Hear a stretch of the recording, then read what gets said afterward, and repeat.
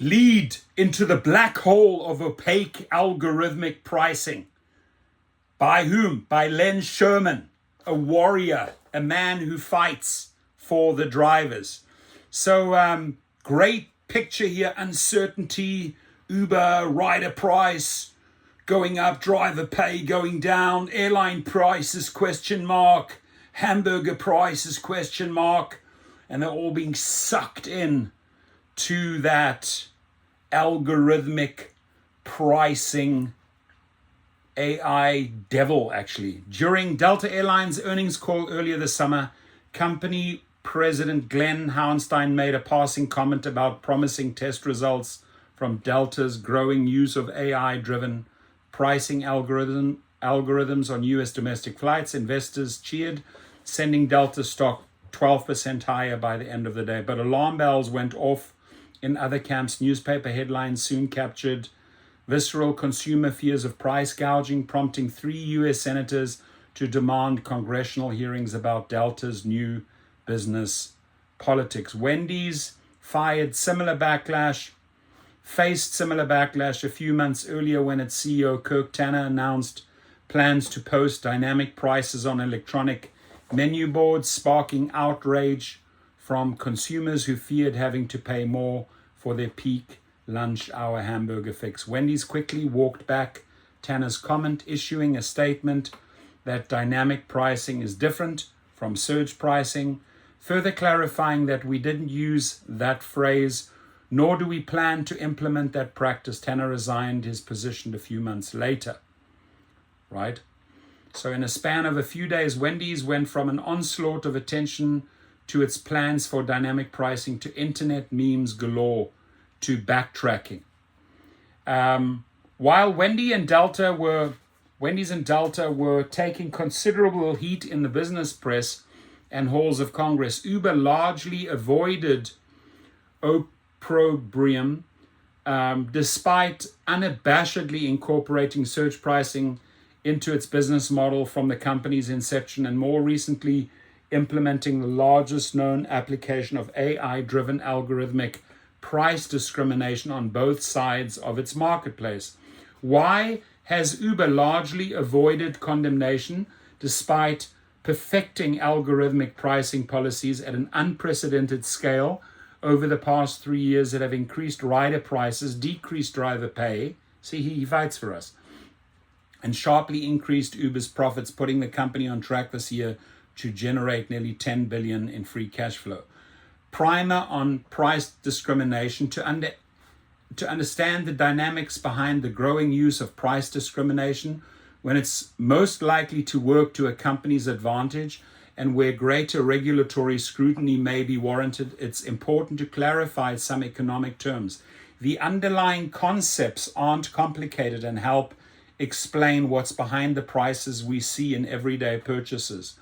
Economic theory distinguishes 3 types of pricing discrimination: first, second, and third degree. The most common form is second degree price discrimination, which applies in situations where companies charge different prices for products with different features or purchase quantities. Second degree price discrimination is the reason consumers have to pay more for computers with faster microprocessors, expanding memory, and larger batteries than for base models, or to pay higher unit prices for a single beer than for a 6-pack. In these cases, supplier costs are higher for the higher priced versions. Second degree price discrimination also applies in situations where high demand predictability exceeds available supply, leading companies to boost prices for capacity constrained products and services. Examples include theater tickets that cost more on Friday night screening than Tuesday afternoons, and tickets for flights on the day before Thanksgiving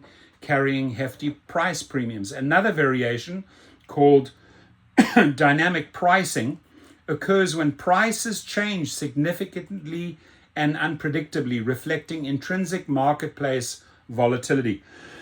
The best example is Wendy's reference to surge pricing, which Uber introduced from the very beginning of its on-demand ride-sharing business.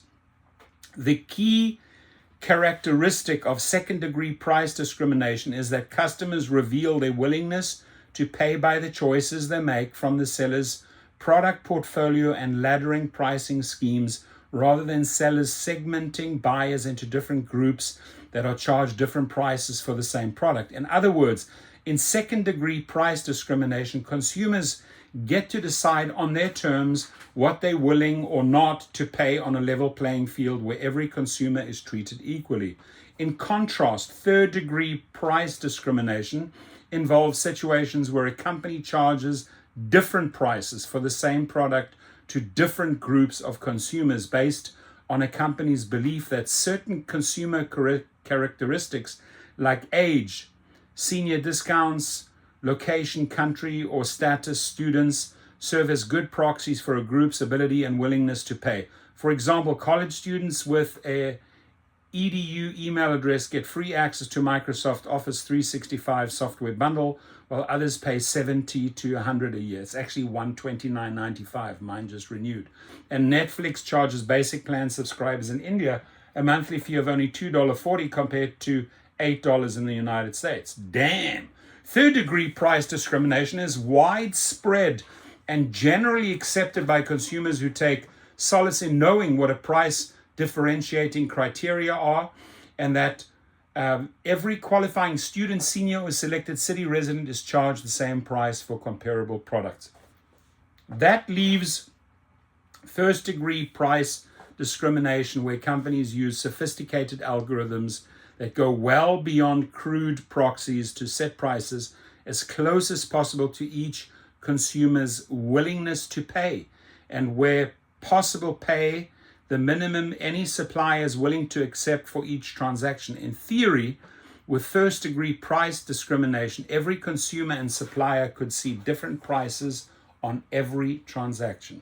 For decades, the concept of first-degree price discrimination has been taught in Econ 101 college classes as theoretically the ultimate profit-maximizing pricing strategy, even though in practice it has historically been impossible for enterprises to make highly granular pricing and pay adjustments in real time at scale. However, with the advent of large-scale customer databases and powerful AI technologies, firms have become increasingly capable of determining individual price sensitivities on billions of transactions in real time on both sides of the marketplace, with Uber leading the charge as the most advanced and successful practitioner. Listen to that.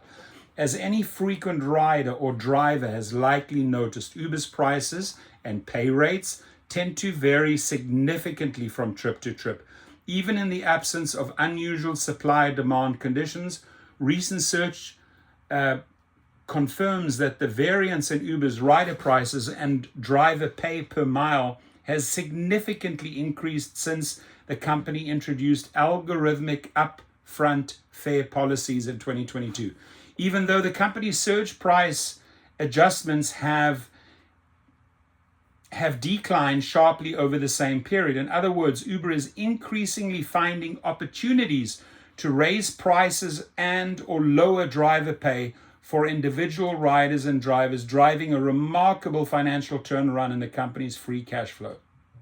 Incredible. Look at that. Why has Uber been so successful? Uber's striking success in pushing the boundaries of algorithmic price discrimination is prompting companies in other industries to consider similar tactics.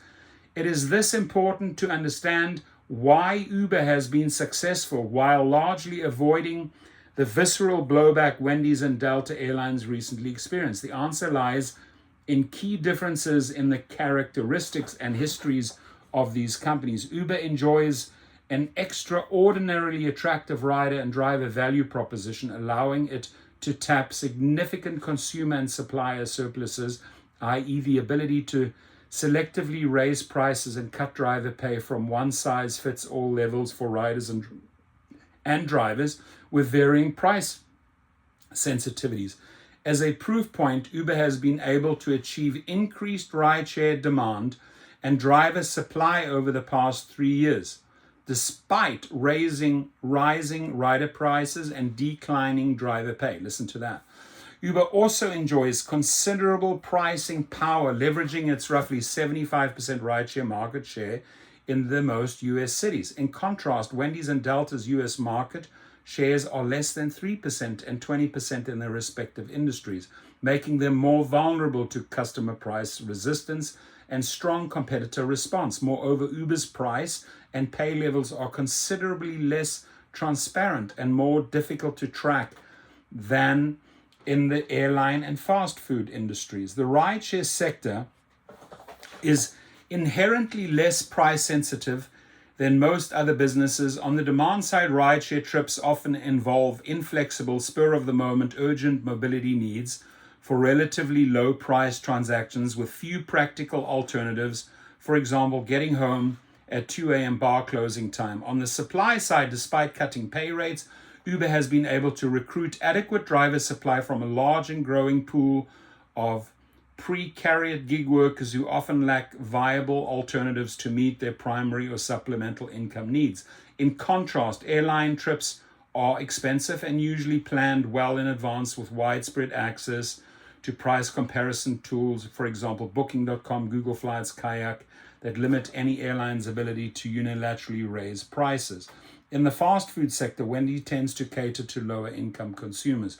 Uber's reliance on gig workers makes it uniquely able to exploit price discrimination on both sides of its marketplace. In fact, Uber has achieved greater margin improvement from cutting driver pay than raising rider prices over the past 3 years. Uber has largely succeeded in muting market resistance to its price and pay tactics by establishing dynamic pricing from the company's inception. Uber's rider prices and driver pay were initially based on fixed per mile per minute rates, boosted at times by specified surge premiums. On every trip, all riders and drivers received standard price and pay rates and were alerted if surge conditions were in effect, with clearly stated equal boosts to driver and rider base rates. As such, all riders and drivers in a given market were treated equally with transparent price and pay terms. Remember those times.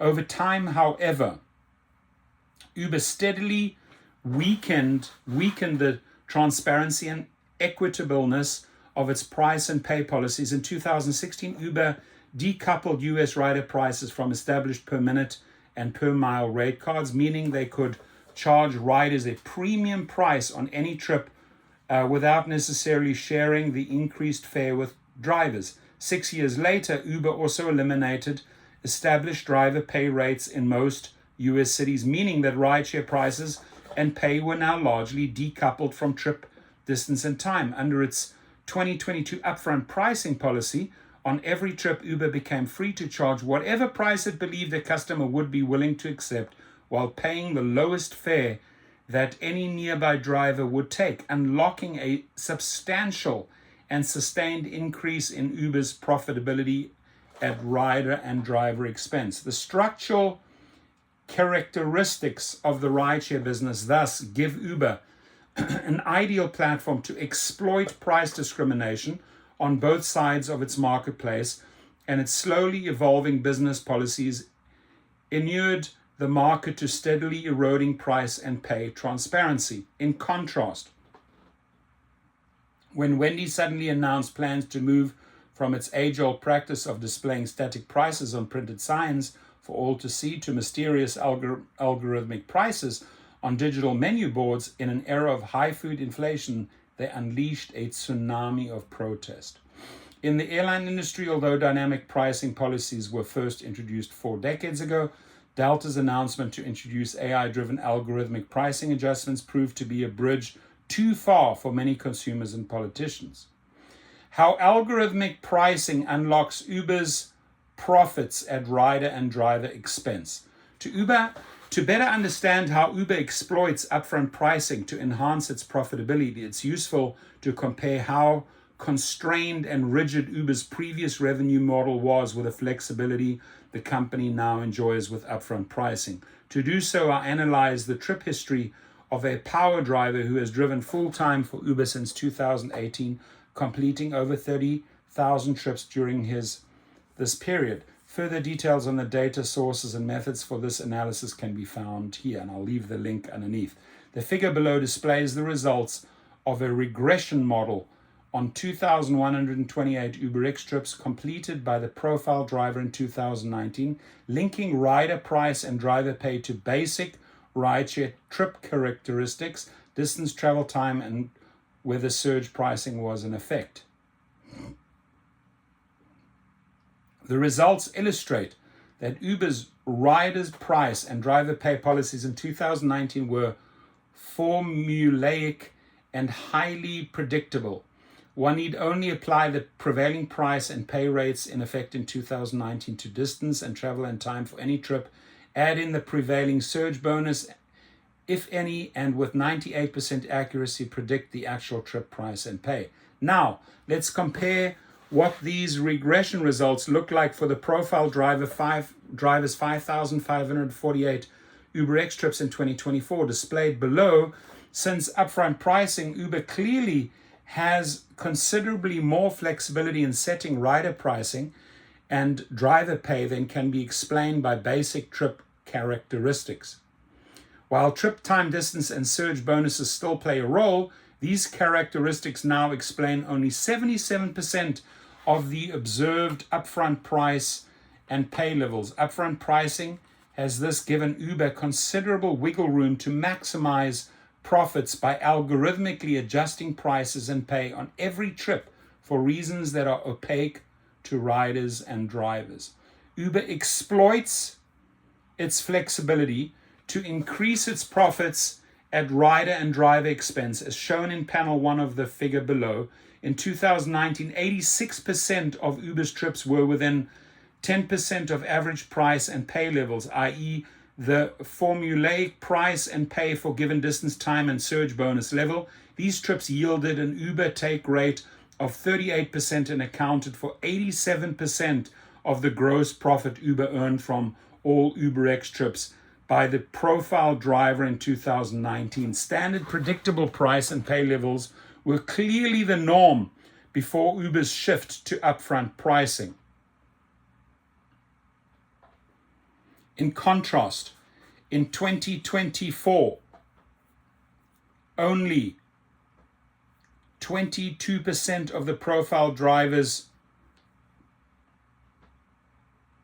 trips were within 10% of predicted price and pay levels based on trip time, distance, and surge bonuses, accounting for only 21% of Uber's total gross profit from this driver. Clearly, variable price and pay levels became the norm in 2024, post upfront pricing. As shown in panels 2 and 4, Uber exploits 3 particular above-below average cases. The 73% of the trips where the rider price is at least 10% above average for the given distance, time, and surge. And you can check all of those graphs. I'm going to leave the link below.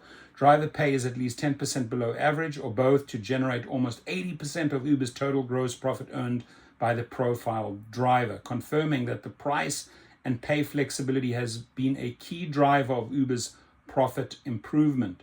Uber CEO Dara Khosrowshahi acknowledged the strategic value of price discrimination through its upfront fare policy in the company's fourth quarter 2023 earnings call, stating, "What we can do better is actually targeting different trips to different drivers based on their preferences or based on behavioral patterns that they are showing us. That really is a focus going forward, offering the right trip at the right price to the right driver."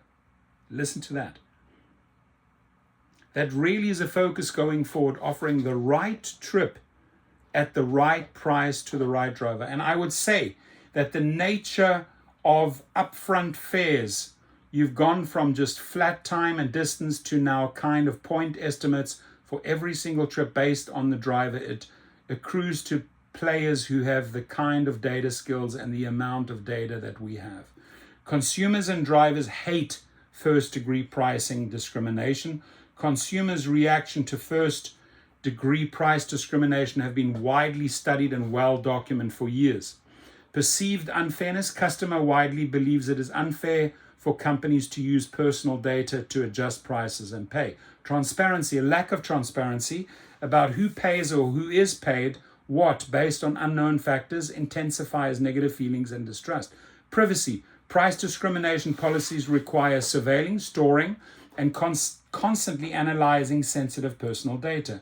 Regret and loss aversion. Consumers worry about overpaying compared to others or missing out on lower prices. Recognizing these concerns, Uber and Delta have strenuously denied that their algorithms have or will adjust customer prices. They're lying. And in Uber's case, driver pay. They're lying, based on individual characteristics. In an email sent to me in June 2025, an Uber spokesman wrote, "Upfront prices are not personalized. Our pricing algorithms do not use information about an individual rider or driver's personal characteristics." Bullshit, Uber. Suggestions that our system manipulate pricing unfairly or discriminate are simply false and not supported by evidence. Bullshit, Uber. And Delta's official statement on its pricing policy stated, "There is no fair product Delta has ever used, is testing, or plans to use that targets customers with individualized prices based on personal data." Distinctions without a difference, but these denials are unconvincing for two reasons. Neither company is willing to divulge what characteristics they do or will use to algorithmically differentiate price and pay levels. While such secrecy is understandable to protect proprietary intellectual property, it leaves the companies open to justified skepticism. Even accepting that Uber and Delta fully abide by laws prohibiting basing prices or pay on protected personal characteristics such as race, gender, or ethnic background doesn't preclude the far more lucrative opportunities to base algorithmic price discrimination on behavioral insights revealed by extensive proprietary customer databases, as explained more fully below. It's a long article. I am super tired. I'll leave the link. You can read it, right? It goes on and on and on and on and on and on and on and on and on and on and on. It's great. I read it this morning. It's incredible. Fantastic work, Len Sherman. 22-minute video. Please comment.